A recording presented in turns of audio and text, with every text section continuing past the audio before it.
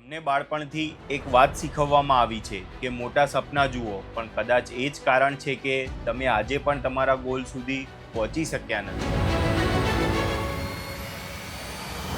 સાંભળવામાં આ વાત ખોટી લાગે છે, પણ સાયકોલોજી કંઈક બીજું જ કહે છે. ધારો કે તમે દરરોજ કલ્પના કરો કે તમારો બિઝનેસ સફળ થઈ ગયો છે, તમારી પાસે ઘણા પૈસા છે, લોકો તમને ઓળખે છે અને જીવન એકદમ બદલાઈ ગયું છે.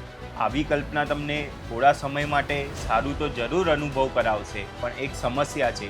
જ્યારે તમે માત્ર સફળતાની જ કલ્પના કરો છો, ત્યારે તમારું ધ્યાન સફળતા સુધી પહોંચવાના રસ્તા પરથી હટી જાય છે.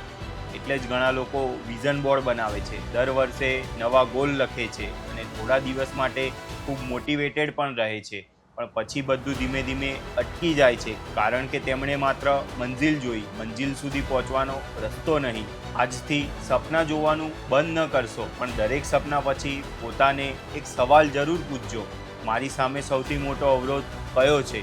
કારણ કે ફ્યુચર એવા લોકો નથી બદલતા જે માત્ર મંજિલ જુએ છે. ફ્યુચર એવા લોકો બદલતા હોય છે જે મંજિલની સાથે મંજિલ સુધી પહોંચવાનો રસ્તો પણ જુએ છે.